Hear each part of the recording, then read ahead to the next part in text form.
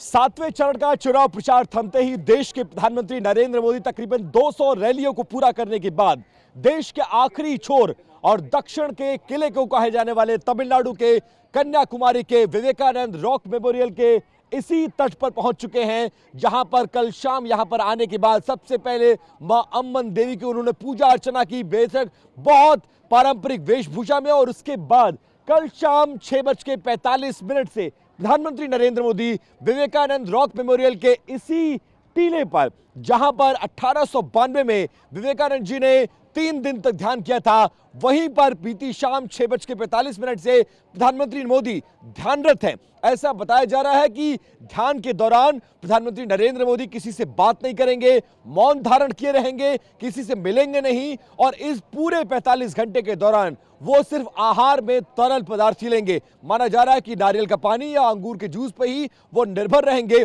और कल दोपहर के बाद से वो दिल्ली रवाना हो जाएंगे। प्रधानमंत्री के इस दौरे के आध्यात्मिक से लेकर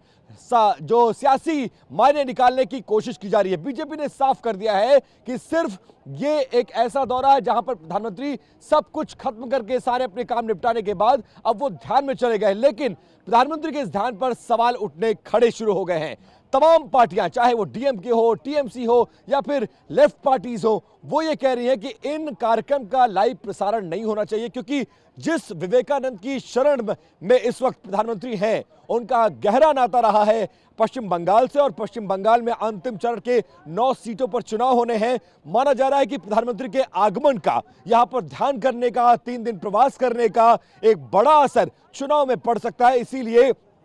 तमाम राजनीतिक दल सवाल खड़े कर रहे हैं। लेकिन इन सबसे इतर बिल्कुल आखिरी छोर में, जहां पर तीनों महासागर की सीमाएं मिलती हैं, हिंद महासागर, प्रशांत महासागर, अरब सागर की सीमाएं मिलती हैं, वहां पर भारत के आखिरी छोर पर देश के प्रधानमंत्री इस समय मौजूद हैं। प्रधानमंत्री अपने इस दौरे के जरिए एक बड़ा संदेश भी देना चाहते हैं। ऐसा माना जाता है कि प्रधानमंत्री के हर मूव में एक संदेश छिपा होता है। तमिलनाडु से प्रधानमंत्री का प्रेम गहरा है, इसीलिए वो जब लोकसभा का प्रतिनिधित्व करना होता है तो उत्तर के बड़े किले यानी काशी चले जाते हैं और काशी में तमिल संगमम भी कराते हैं। वो चाहते हैं, विवेकानंद जी की तरह ही वो चाहते हैं कि भारत एक राष्ट्र के रूप में संगठित रहे और पूरा भारत एक संदेश दे। बेशक भारत एक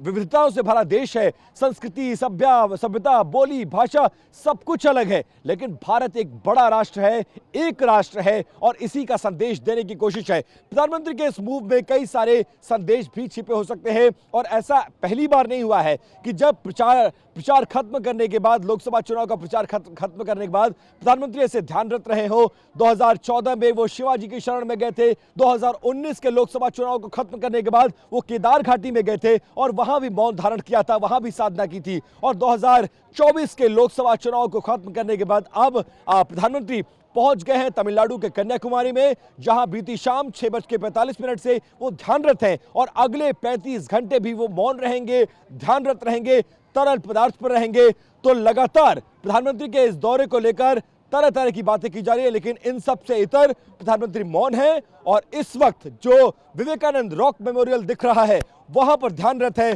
कल जब उनका मौन टूटेगा